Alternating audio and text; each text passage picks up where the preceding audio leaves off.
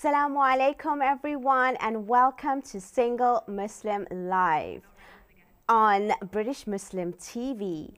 I'm your host and relationship coach, Fahima Mohammed, sponsored by SingleMuslim.com. I'd love to welcome all of you dear viewers who are here, always supporting and giving your comments and all your responses, also viewing from around the world on different platforms. I welcome you all today. Thank you so much for tuning in. I really do appreciate all the support so far. We are going to be continuing with our topic under relationships, and today we are going to be talking about the challenges that Muslim women face when they are finding a spouse. It's really something that we constantly get over messages, and we'd like to address this with my guest tonight. Assalamu alaikum. I'd like to introduce to you Maedeh Sharifi. Assalamu alaikum. How are you today? Wa alaikum assalam. I'm good, thank you. How are you? Thank you for having me on this show. I'm very well. No, it's an absolute pleasure to have you on board, and I really do appreciate your time, and I'm really excited to divulge straight into this question. As a young Muslim yourself, how do you find what's happening around us with regards to looking for a spouse, and what are the challenges that you are faced with today? I feel like we are living in strange times, and things have changed since when my parents got married. And what I find the main challenge is, most of us young females, I can't speak for all of them, but we are studying, we are working, we're in our 20s, and with the whole corona situation, there's no opportunities for us to actually meet anyone. And when we do, the current climate we live in, the economy's crippling. Like, most of us are focused on our careers, and at this moment in time, it just seems, for me personally, and some of my friends, maybe other females around the world, it is a bit of a gamble to be looking at life partner when really and truly we have our careers to be focusing on as well. That's really interesting that you say that, but before we go into that a bit more deeper, I'd love to just quickly add one of the comments that we've already received on one of our platforms, stating that what do we expect from our spouses emotionally and physically when you are in a relationship? Do you give advice when it comes to your friends, Maedeh, when it comes to them if they are already in a relationship? Even though you're a young single Muslim, I'm sure there are your peers around you, colleagues around you that are already in relationships. And does this question come about as to what are the expectations between spouses emotionally and physically? I think emotionally, what I advise to my friends and even to myself is, ask yourself, what are you actually looking for? Are you looking to fill a void that you can actually fill for yourself? Is it fulfillment, self-love, confidence? Because often these things we can give ourselves. And once we give those to ourselves, then we can look, okay, what do I actually need from my partner? Maybe it's emotional support in my career. Maybe it's emotional support in a different field that I could not support myself on. But I feel like with emotional support, you do need to be true to yourself. In terms of physical, with my age range, I think it has changed. When you're a bit younger, it could be physical, and a lot of people do say, yeah, I want someone like X, Y, Z, but the reality is someone will come along and you might throw those limits out the window. Sometimes the personality speaks for itself, and there is more. It sounds cliche, but there is more to someone than their looks. Personally, that is what I would advise. I feel like if you do limit yourself into a certain type or category with looks, then you're only limiting your journey and your path to find that life partner. Those are very interesting points, and actually quite wise from somebody so young yourself. It's something that I actually champion as well when it comes to understanding and knowing yourself first and fulfilling yourself first, and before you're actually trying to get that from the other person. So it's really inspiring to hear young single Muslim like yourself to speak in this way. But I do feel that maybe that could be a little bit problematic for some of the male sort of genders out there today, which are finding it very difficult to actually maybe please and maybe come on par with being the right match for a single Muslim woman. We have a lot of comments saying that women nowadays are probably having so much expectations, and it's very difficult for them to actually find somebody that they're going to be settled with. What's your thoughts on that? I think the reason behind that is the current world we live in. Things are always changing, ideas are changing, and as women, we have a natural nature we're quite curious, we revise our own beliefs, and this could come into conflict when we're picking our partners. At the moment, young people, the current trend is activism. So a lot of people, with my personal friends, other people I've met, me some stages in my life, I'm looking, okay, does that person fit with the type of world I'm trying to create with my beliefs? So it is very complex, and it can seem like, okay, this woman has a lot of checklists, but you have to look at it in a way, is it a checklist or is this what she prioritizes? And then go from there. That's so true. Again, you've stated so many interesting viewpoints, and I think this is really interesting, especially for young Muslims out there when they are changing with the world around them. But do you think to a certain extent that could deter your chances of finding a spouse, especially when, given our faith and our belief, it's quite simple nowadays, and maybe the criterias, are they really criterias for a relationship, or are you trying to set those criterias for different reasons? You know, how do you sort of view that? That's a very interesting point you picked up on in terms of faith, because there are things happening in the world and certain things are being championed that can come into conflict with your faith. And I've had that experience of men particularly saying, you know, this idea doesn't actually coordinate with what Islam tells us. And I think when you reach that stage with someone, this is something you have to talk about and just communicate and find out, is it really that important that you are going to cancel that person and that's a red flag for you? So I think that's a conversation you have to have with yourself. And again, I'm still young, so my beliefs are changing. One minute I believe this, one minute I'm like, no, I don't believe this anymore. So something that could conflict at one point cannot at another. So for me, if I was to meet someone right now, it would have to be someone that's just as fluid and can potentially accept different beliefs. Of course, if they do sit and resonate well with our own faith. That is so interesting what you've just said, and I think it's the truth on many people, because you're still trying to find yourself. And when young people are actually trying to settle down to find their spouse, they obviously want the outcome and the answers there and then, but you're quite open to say that, you know, you're still trying to find what it is that you believe in. It doesn't have to be necessarily faith, because you have your foundation, Yeah. but the other sort of like a belief system with regards to how you may live and sort of the ideas you might have about yourself and other people and your surroundings. And I think that's really important that we do touch on this, because a lot of us at a young age might think that it's okay to be married as much as our faith says that. But if you are going to enter into marriage from a young age, remember that you both have to still grow and evolve with your surroundings and environment, and as you are growing mentally and developing in that way as well. That is so that is amazing, actually. And you know, I've studied a little bit of neuroscience and understanding the brain, and to be fair, I was wondering, okay, when, let me just sort of put this forward to you. I've asked this question before, but I don't think I've done it on this platform yet. You know, the decision-making part of your brain is the front. It's the prefrontal cortex, right? Okay. And that's your decision-making process and your critical thinking. Yeah. Can you guess what age that is fully developed? I'm assuming not right now.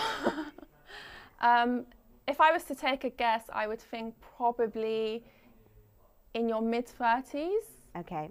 Well, you're actually quite rare, because a lot of people think that our complete body organs and whatever it is, it's developed at a very young age. But actually, you're not far off in saying that it's actually when you're 25. And not to say that people cannot make decisions before 25. Yeah.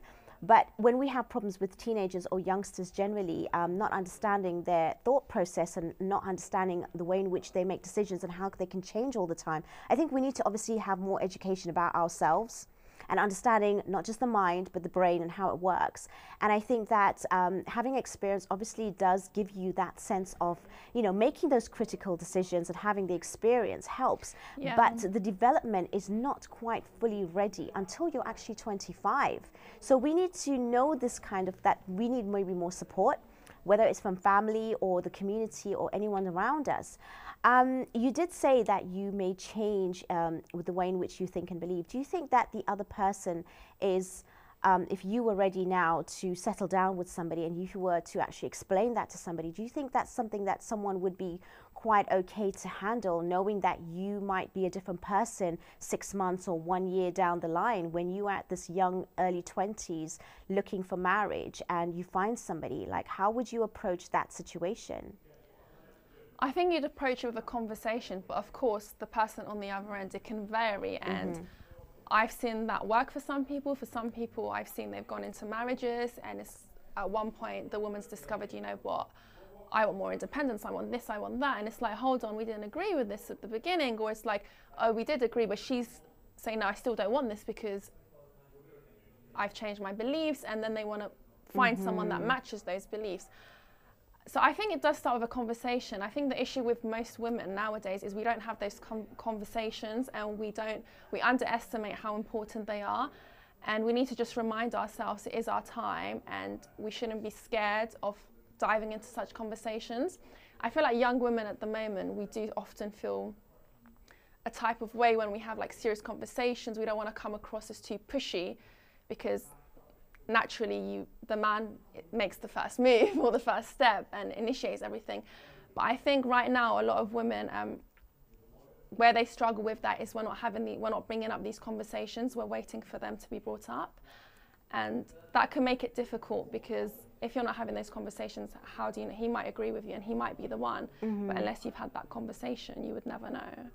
That's really true, actually, having those deep, meaningful conversations at the beginning, even if it's uncomfortable and you might think you might lose that potential spouse because you're talking so deep, but that's when you actually do it, and it's really important. I always give that kind of guidance. A lot of people want to please, you know, at the beginning and project themselves in a particular way, but actually you need to actually also project yourself in those uncomfortable situations. I do want to remind the viewers, though, this is a live call-in show. Please do call in. The number's at the bottom of your screen.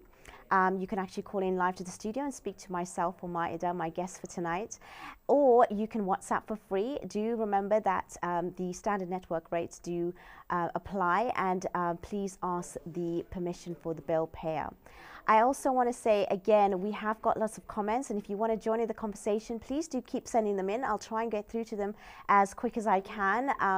There is definitely challenges out there, and we were obviously concentrating on the single Muslim female, but I think, you know, it can actually be brought around to the male as well with regards to that. But do you think that, Maedeh, in this sort of generation that you're in, when you're looking for a potential spouse, is there like an age range? I know that everyone's different, but you know, if you are sort of like in your early 20s, like what sort of age range would you be looking for a guy? Like, would they be maybe 1 or 2 years or 10 years? Is that too much?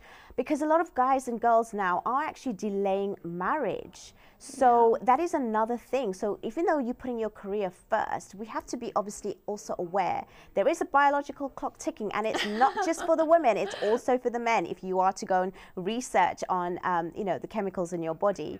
So that's something that we do need to consider. But before we go into that, we do have a question actually asking, why do our people in the community hold such prejudiced views on searching for a partner? Would that be on a particular platform maybe? Because I guess traditionally on Instagram the question was held. I guess traditionally, as we know from our faith, normally people say, you know, do it the old-fashioned way, go to the mosque, ask your parents, get the community involved. Like, does that work for you in this generation, do you think? I mean, is that something that you would consider, or would you want to go yourself? Or how does that work for you personally or amongst your peers around you? Amongst myself and my peers, the majority and the girls I have managed to mingle with in university, the main consensus is we want to find our partner ourselves. However, it does get to a point, to be honest, where we all think, you know what, I might actually consider an arranged marriage because it is difficult meeting people. And right now, the world is on a standstill, so how do we even meet people right now is another question. Okay, we do have a question for yourself, Maedeh. Like, what kind of person are you looking for now? This is one of the questions we have for yourself. I think for myself, it would be someone that aligns with my beliefs, of course, faith-wise, but also I feel like the struggle at the moment amongst myself and other girls I've spoken to, you kind of want someone on the same wavelength. So with practice, I might not see eye to eye to someone that's more practiced, and I might need someone that motivates me to practice, and we can kind of work together. So in religious wise, that's how it would work. But I would also prefer someone that's, I don't know, I'm kind of against the idea of being someone else who's like also in the building stages of their life. I either want someone that's already built, because there's already pressure on me to develop myself, and I want to focus my energy on me rather than splitting that between motivating myself and motivating someone else, and that can come across as selfish. Sorry to cut you off there, Maedeh. That's given a lot of information. I hope that answers the question, but we do actually have a caller online. Assalamu alaikum. Assalamu alaikum. Thank you so much for calling. What would you like to say? You're live on British Muslim TV. My question is for Maedeh. Right. Maedeh, would you marry somebody who would earn more than you? Who earns more than me? Yeah. Yeah, I don't discriminate against that. He can earn more than me. And do you think women are struggling, the younger generation especially, with finding a partner because of this ideal social media world that people have been shown? So even like pictures that are on social media to get the perfect look, perfect couple goals. 100%. 100%. Do you think influencers are to blame, or is it perfectly normal? Sorry, what was that last part? Do you think that influencers are to blame? Yes and no, because Instagram even has developed. You have different type of influencers. You have some, with due respect, a bit superficial, and it's just the looks, and that does pressure young women and probably even men. And a lot of the time you find on Instagram is fake. It's not real life. People are posting relationships, showing the world they're really happy, and then bringing these unrealistic expectations to other people when behind closed doors it could be something completely different. So with social media, I think the issue is people need to just learn how to use it and not take it seriously, not compare themselves, compare their situation to someone else's. Because yeah, someone on Instagram might have found the love of their life at 25. You might find yours at 40, 50. Comparing it is only going to make matters worse, in my opinion. But I do blame influence to some extent. But then again, they don't have the responsibility. They don't sign a contract to lead an example. So it just depends on what are you consuming, what's on your feed, what influencer do you follow and take guidance from.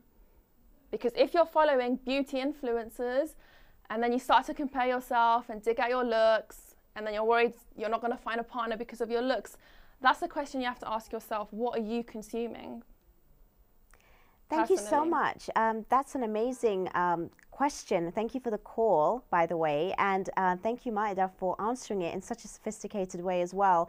And for someone as young as yourself to even notice that Instagram is kind of just like probably a snapshot that we only have to consider. It is only a momentary kind of giving some sort of influence. It's not really an influence. It's literally a second shot. So to compare it is not necessarily the wise way forward and can actually add to your mental well-being. But the fact that you are aware of this, which I'm sure, I like to think in a positive way, that I think most people are catching on to that, to not compare and to not think that, you know, this is the be-all and the end-all and this is how life and reality really is, because it really isn't.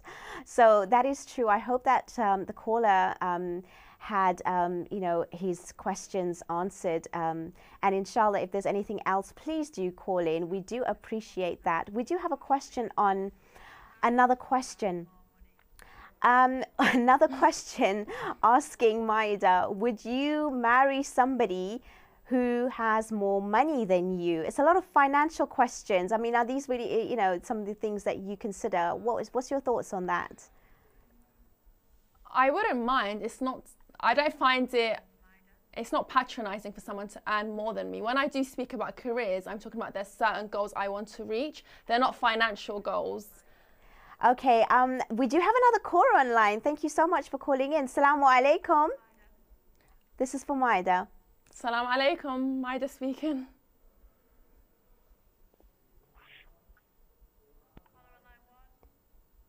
Assalamu alaikum. Salam. Sorry, I apologize. If you want to call back again, please do try the lines again, or you can actually WhatsApp your question or comment. I know it was for Maedeh, and she's ready here, waiting in the studio to take any of your questions and comments. And it's an absolutely amazing platform for you to actually share your struggles with us today. So hopefully you can get some feedback. And it's really important that we get people on the show that are actually sharing their experiences, and we really appreciate that, because we want to obviously highlight the struggles and also give some guidance as to how to move forward and what's actually happening out there. We don't want to just hear these things on the stories. We want real life people to come out here and speak, and which is what we're trying to do, so that we can relate to you, and we do hear your questions. We do have another caller online. Assalamu alaikum. Wa alaikum salam. Thank you so much for calling on British Muslim TV. You're live. What would you like to say? Basically, I would like to say is how much does the faith really mean to a person, and how long do you want to last with a person? How long would you like to last with a person? Okay. Thank you for your question. If you want to stay online, that would help. Maedeh, what's your thoughts on that? Faith is a big thing. I personally think that is the main security for us these days. And you often hear from myself, even my friends, I want a man that fears God, because when you fear God, there's that security that you won't do anything to harm me, to harm your wife, etc. So faith does play a key part. And it's, to me personally, I find it worrying if someone potentially doesn't have that fear, because there's nothing stopping you. Some people can argue, well, why should someone fear to not do you bad, do you wrong, etc. Faith does play a part. However, at the same time, I feel like in the Muslim community now, there's no typical face for a Muslim anymore. There's no gender, there's no ethnicity. It's a very fluid religion, despite what is portrayed. So having said that, people prioritize, with my experience, different values of Islam.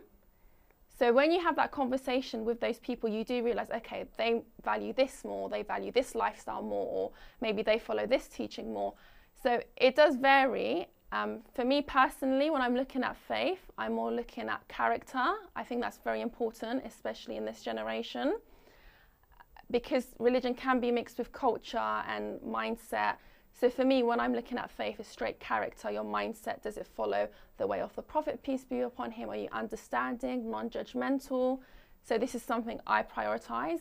Other women might prioritize something else. Is he a family man, which is of course also important, but I think case to case, it depends on the woman, where she's at in her faith and in her journey with the deen, and what she values and holds precious about her religion. And this varies across different women.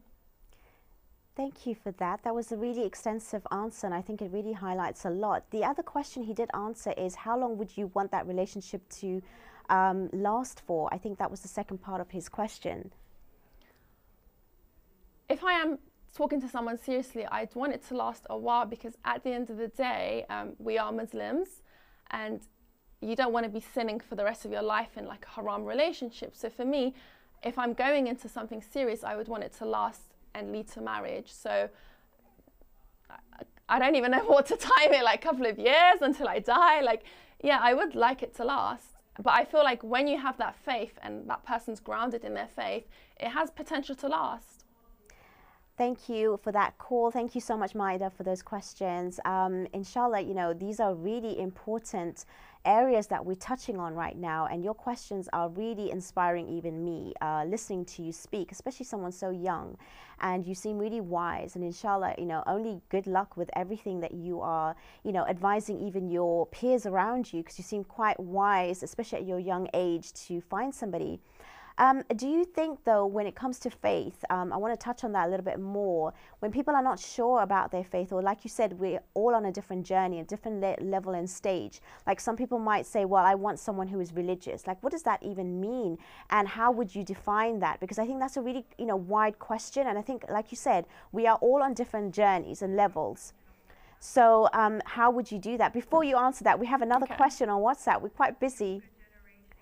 Does the younger generation care about the sort of like the religious values? I guess that kind of coincides with what I was asking with regards to it. So you take it away. I guess that, this is something that I really would be quite intrigued as to what your answers are with this. I think the issue is with the younger generation. A lot of us, amongst my peers, we're not being truthful to ourselves. Okay, do we care about religion because we want to make sure he marries us, or do we genuinely want to improve our relationship with God? What are you after? That is a question I often ask my friends. And you get cases where some girls will be like, oh, he's too religious, but you said you're looking for someone religious. So I feel like we're kind of stuck between two rocks, where there's women who feel like they're too liberal for a religious person, but too religious for someone liberal. So it's just about finding the right balance. But I feel like as young women, we need to be honest with ourselves. What are we actually looking for religious-wise with man? Do we only care about religion because we want to get married? Or do we genuinely want to spend the rest of our life, want to get to know this person, for the sake of God? I feel like at the moment as well, in the younger generation, we're open to so much information, to the internet. We're interconnected. We hear different people's experiences. And I feel like a lot of us young women are confused. We don't know, if we want to get married because our friends are getting married, if it's only because it completes half our deen, or is it a genuine, I feel like as women and young women, we need to just be honest with ourselves and just find out what is the connection with religion and partner, and are we being truthful about that connection? I think that's absolutely amazing what you've stated, and I think it's so genuine that you come out here and spoken like that, because I think it's so true. We need to firstly find ourselves and what stage we're at, and like you said, to be honest about yourself. I cannot say anything further and second it, to be honest, because it's really, really important what you've just said. We do have a question from Alia on WhatsApp that states, should you consider marrying somebody? Should you consider marrying somebody even that you love, even if they can't support you? That's quite a tricky one as well. What's your take on that? If they can't support you, you love them, would you still marry them? Financially, basically. We're talking again about money here. Yeah, I've never been in that predicament, but I've seen that happen around me. And to be honest, if we're talking about love does blind people. It can cloud your vision. So things that person matters to them won't matter anymore. And you would find in these cases, if it is really love, that person will stick by them. From what I've seen, I've never actually seen I've seen cases of relationships and where the other person suddenly is not able to financially provide, and their partner does stay for the sake of love. Also, again, it goes back to, we have to be honest with ourselves. If we did this for the sake of God, then of course you're going to stay, because you will have that faith that things will get better. They will eventually be able to financially provide.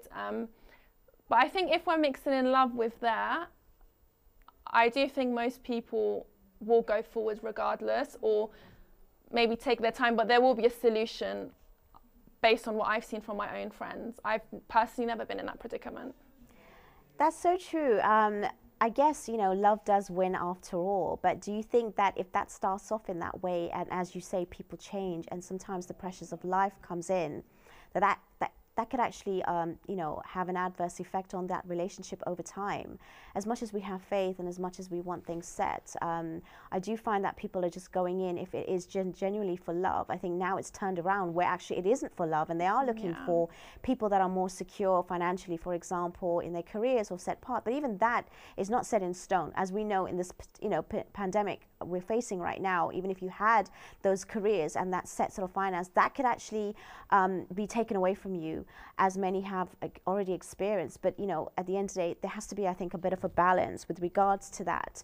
I think we're having some amazing, interesting questions and lots of interaction with everybody out there. I just want to thank you all for actually, you know, calling in and even sending all your messages and comments. It's really amazing that we have this interaction. It's really important that we have these kinds of discussions, and also to bring in people today that are going through these. To be honest, Maedeh, you're absolutely inspirational for me right now, listening to you speak, being so young but yet wise, and having such a really sort of like good sort of wisdom and sort of way of thinking yourself. And inshallah, you know, all I can say is I hope that a lot of people take inspiration and take note from what you're saying, because it's really important what you've said. And I think the most takeaway for me right now is thinking about being honest with ourselves, because I think even when we're discussing in the, you know, previously before the show, you and I were talking about how we actually bring ourselves in when we're actually confronting that new person. There's a projected self and there's your true self, and we obviously come across in a particular way. Do you think that maybe like nowadays, if we are going online, we actually get to see the true self? Or do you think that can be a deterrent because you're behind a screen? You know, how do you feel about that? That's an interesting one, actually. And again, it depends on the person. But the thing is, at the moment, social media, a lot of people are exposed, like the ideas, the way they think. It's so easy to repost something. If a brother reposts a certain thing, I know, okay, this is how he believes, this is what he thinks. So I think social media is a good indicator of who someone is. But at the same time, not everyone is as open. So you have people that are more closed, and that takes some time to realize who they are. Social media could help, but you know what, it's just case to case. I feel like social media is very handy at the moment on kind of getting to know people. And there's little things like girls do, like if he's following loads of girls, they know, okay, I don't want that type of person. Social media, like when you actually play around with it, you can find out a lot of things from people. Right, I understand exactly what you're saying, and we're going to come back to a few points that you've mentioned actually, which is really interesting. But before we do have another comment on a platform right now that states, as Muslims, there's a responsibility to have sort of religious values as well as that placed upon us choosing a spouse. What do you think of that? 100%, that is our role as Muslims, to pass on that faith. And I'm not sure what the nature of the question is, but if it's that we need to prioritize faith in looking for that spouse, yes, but if we're not at that stage where we have worked on our faith, why are we even looking for a spouse? Should we not make that work first, work towards strengthening our relationship, and then find the spouse? And it's like, okay, now I can give that full extent of the faith to my children. And it's just a point I'd like to make. Sometimes we do have to figure out what we should prioritize, especially if that is something we as Muslims do, of course, have to consider. And that's why I do tell some of my friends, like, maybe focus on your relationship with God before you request someone that's really religious. Have you reached that stage of religious? Yeah, thank you for that, Maedeh. Again, an amazing answer, and I'm really blown away by your stance and the way you think, especially as a young single female. Again, I also want to thank all your comments that are flowing through right now. I'm trying to get through to it as much and as quick as possible. But again, a shout out to everybody that's actually participating. And they are actually from all over, across the globe, from Malaysia and all over the world, which is really phenomenal. It's really amazing to know that we're reaching people from across the globe, and it's interesting, and that's what it's all about, that we have Muslims everywhere listening, tuning in, and also hopefully members on SingleMuslim.com, so that you can actually connect with people that are around the world as well as that are close to you. And this is what we're trying to sort of do here, is to sort of see that what are the actual similarities that we're going through right now, even if we're across the world. What are the experiences that we're feeling and we're having, and what are the challenges? And this topic is really, really important for us to address. And I think you've highlighted so many factors. And even when we're talking about religion, we also are at different stages, and we have to be open that people are going to change over time, and relationships are tough, and it's a shared struggle. So we need to go through it together and don't give up on that. Do you think, Maedeh, that when you're ready to look for a spouse, what kind of steps will you take in order to go through the process? What's in your frame of mind right now? A lot of us obviously are delaying it because of careers, but remember, I find a lot of people, especially women, that are delaying finding a spouse and putting their careers first. And then once they have that career, unfortunately, they are sitting around waiting, thinking that I had those opportunities before and I'm not getting the same opportunities now. And that is a problem. So I know we need to have that balance, but what is the balance and how do you balance it? Like, what is your thoughts when you are faced with these kind of dilemmas? I think the balance is still get to know people, but do not put yourself under pressure that this is my marriage partner. Because when you do that, and I've seen women do that, sometimes that person doesn't meet your expectation for marriage, and then you're devastated because you've put so much pressure on yourself that this has to be my marriage partner. The next person I meet, I talk to, it has to be my marriage partner.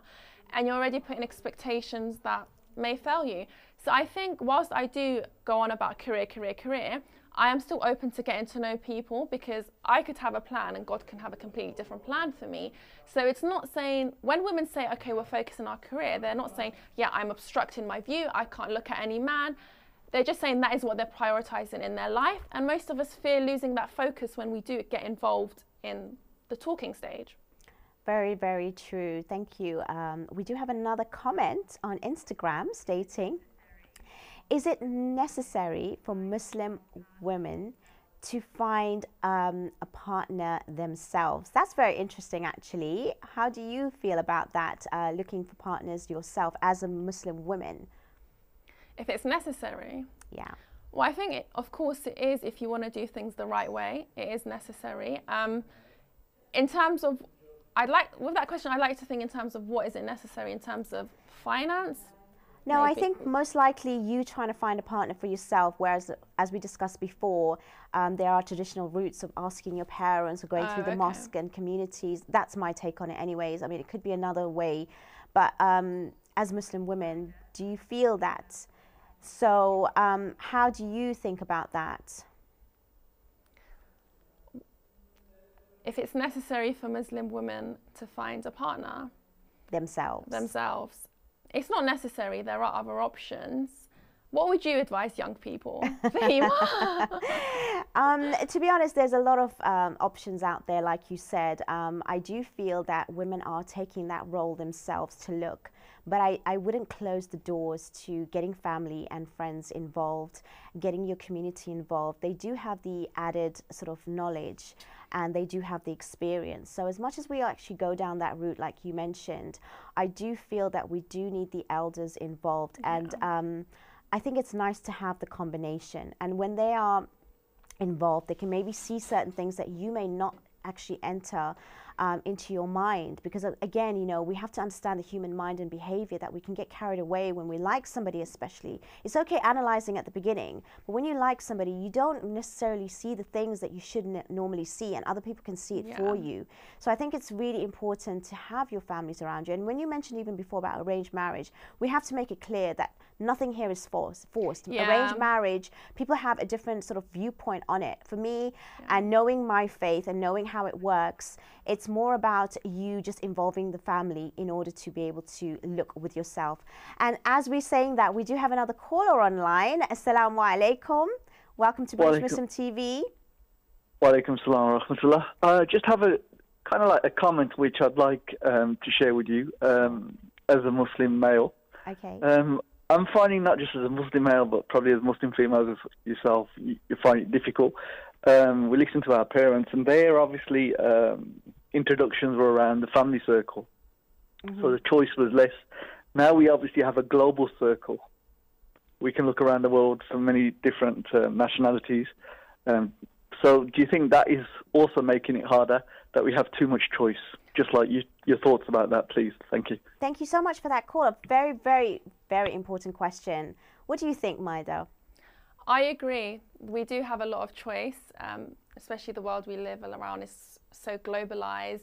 And I think you're right, that is a challenge both genders actually do face, because you can think, okay, I bring something to the table, but it's like the guy could have many other options. Yeah. There's Muslims all over the world. There's educated Muslim girls all over the world. So yeah, having more options. But then again, if we're being realistic, we can't actually reach out all over the globe. So I don't think it affects it massively. But you're right, I do think, okay, there's all these people in the world, why do I need my parents' help? That is something that does come to my mind. It comes to my friends' mind. With the younger generation, in terms of arranged marriages and family circles, that is more of a last resort thing, I found. And discussions I have with my friends, it's like a worst case scenario. If we hit our late 20s and we still can't meet in people, then we are going to have to ask mum and dad for help. But I do agree, because we're living in such a globalized world, there are so many options. We feel like we can go and find that, and we don't actually need assistance because we are connected to the world through the internet and through many means. Yeah, that is so true.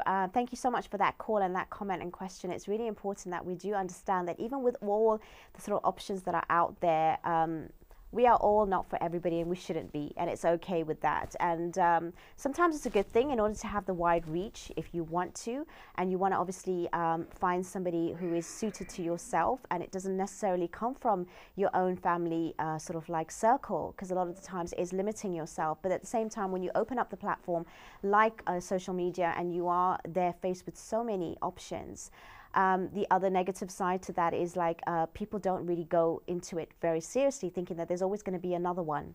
But like I said before, when we are delaying marriages, we do come to a stage in our lives where those same sort of options are still not available to us, because there are certain statistics and there's certain demographics where when you're younger, you're more likely to have those options, but even just a couple of years older, it can take away from that. So we do need to think more seriously about finding your career path, and also trying to balance finding that potential spouse at the same time, even if you don't settle down seriously to begin with, where you can have an engagement period, get to know that person. Again, we're also promoting here where, you know, we can't obviously all of us just jump into marriage straight away, even if that's the intention, but we're not promoting dating and just getting to know each other. So we're trying to obviously try and, you know, see what it's like in order to find that balance. So we get to know people on a serious note, and obviously with religious guidance and ways of doing things. Maedeh, if you were to change certain things around with regards to finding a spouse and certain things that you would like to eliminate or add, what would that be right now? If I was to go back in time? No, right now, with right all now. the challenges, if you were to take away some of the challenges, or if you were to like replace it with certain things, like as we're saying, like there's such an open platform, do you think that should continue in that way, or what else? Like that's just one example. How would you go about looking and searching for a spouse, and or change things in order to have that process according to make it easy for yourself? I think it's going back to what I said, I'd have to actually sit myself down and be like, okay, what do you actually want? Because that will make it easier when people do come into my life. Is this what I want? Is this what I want to pursue? I think that's the main thing that I could take away, and potentially be more open about the idea of arranged. I could practice what I preach and actually consider my other options. But if you were to go back in time, Fahima, what would you change? Oh, I really don't know. You've really put me on the spot there, Maedeh. Normally I can really answer these questions. Well, of course. But we can all learn from you. We can learn from each other. I've actually learned a lot from you today as well. If I was to go back in time, the only thing I would change is that we need to be more secure with ourselves. And I think as much as going back in time, it's actually also taking that to the present moment now. Because as much as we bring religion into it, we have to, like you mentioned, also do it where it's more genuine and authentic. And I think we go into relationships nowadays, a lot of us, not everyone, where we feel that we're lacking something. So we want to fulfill that by having the other person do that. And that's not their job. Okay, we're two people trying to match, and we're all coming from different areas in life and stages, and we just trying to make it work. So going back in time, I don't know, maybe changing, I don't know, the way in which we view each other, and actually stick to your values. A lot of us are not sticking to our values. We have all the talk, we have all the chat I would like it where, you know, a lot of us nowadays are actually more genuine in our actions. Yeah. I think that's more important. And like you said, you know, having that characteristic. And if people say they're religious, don't just say you're religious because you're praying salah and you're fasting. Do it with the way in which you treat others. A lot of us nowadays, if we're not even in good relationships, we ghost them. We ignore them. We treat them in a particular way, which actually is so detrimental. Yeah. So we need to change our stance. So we do have another question on WhatsApp, luckily ending that. So where should one draw the line if the spouse is failing to provide for them? Wow, that is a really, really tough one. So another financial question, where do we draw the line if the spouse is failing in providing for them? How do you feel about that? If you were in a relationship and all of a sudden your spouse was not providing for you, and you know, obviously there's a strain in that, but to what extent would that strain be on you? How do you I think for me, one of the most important characteristics when I am meeting people is ambition, and inevitably that does have a connection with their finances, because if you're ambitious, you are in turn going to probably have ambitions that do translate into money. Now, if I was in that predicament, it would have to be because they lost that ambition, potentially. Where I draw the line is if it's no longer fulfilling what I needed, because when you do talk to someone, there are checklists, there are foundations, and they meet those. You meet as middle line. You provide what they need, they provide what you need, and everything's good. Obviously, if they're no longer providing that, then that is something that is going to become an issue, because I met you for this person and I met you with this. So for you to no longer have that, you're technically, I might be sounding a bit harsh or deep, not the person I met and not what I signed up for. Okay, that's really interesting you say that.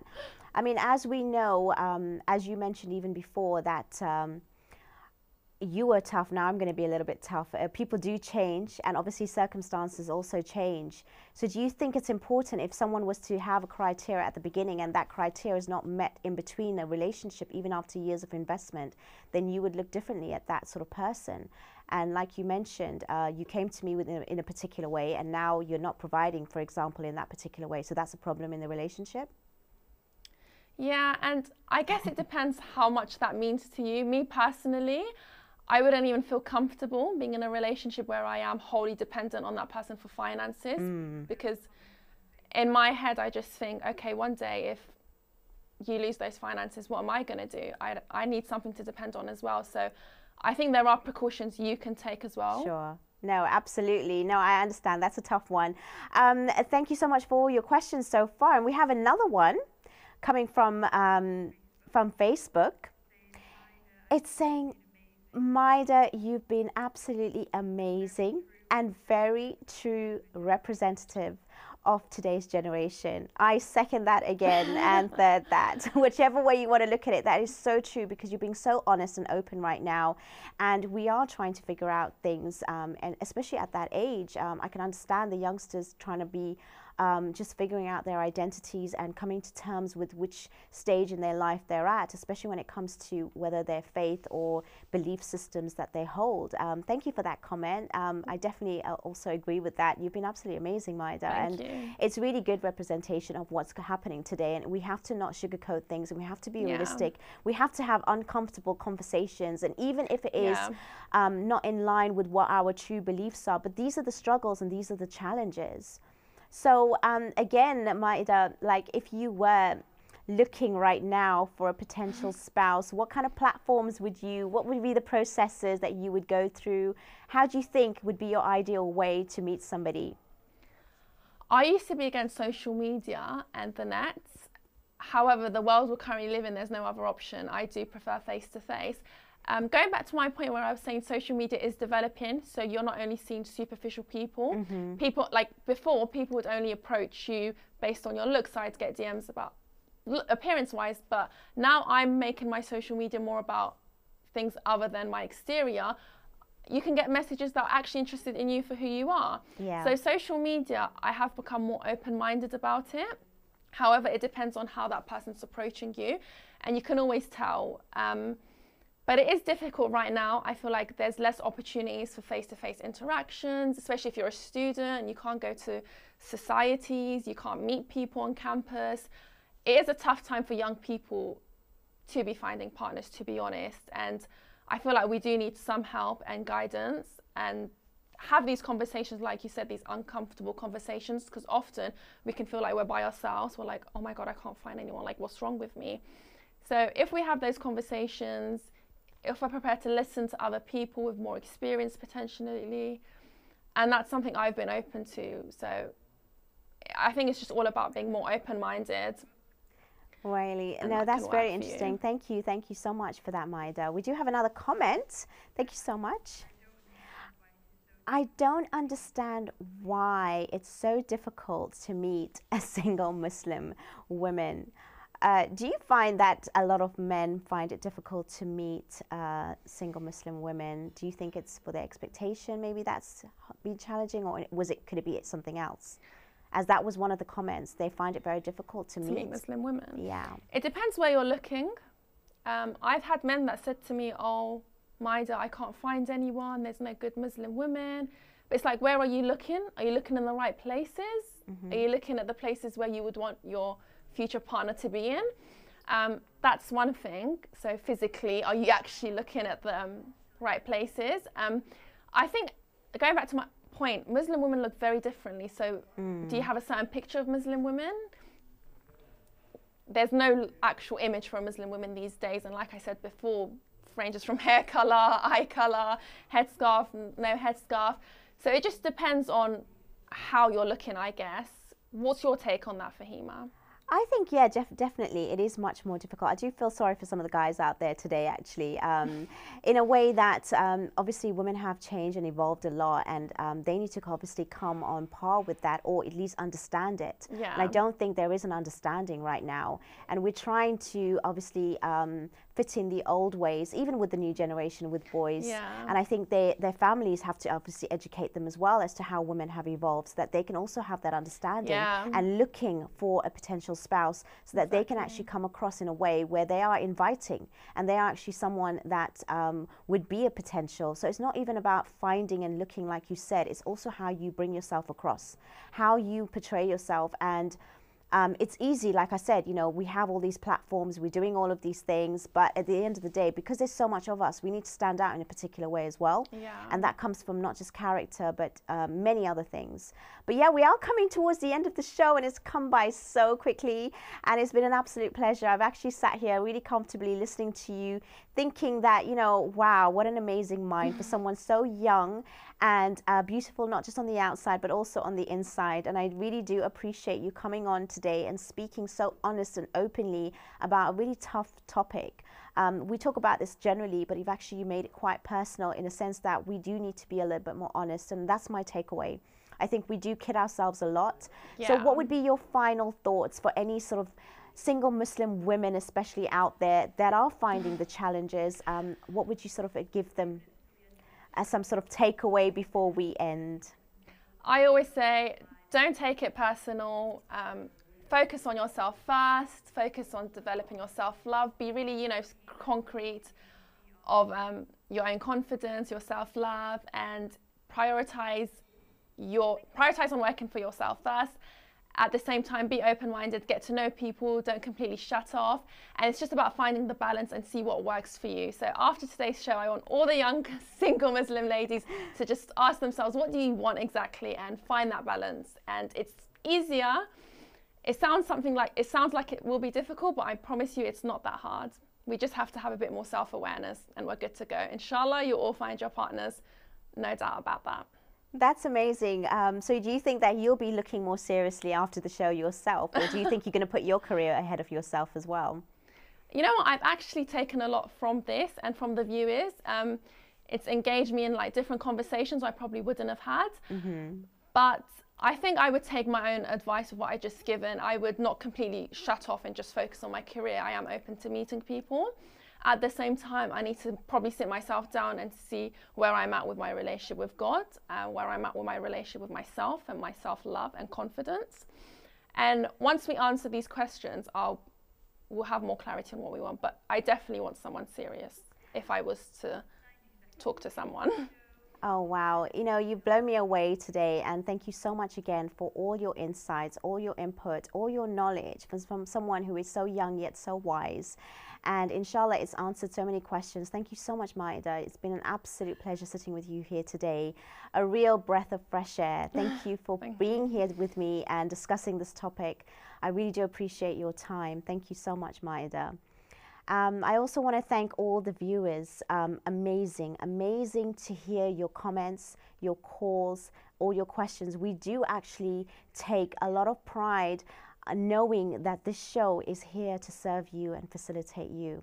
And inshallah, only with your support we can continue to do this.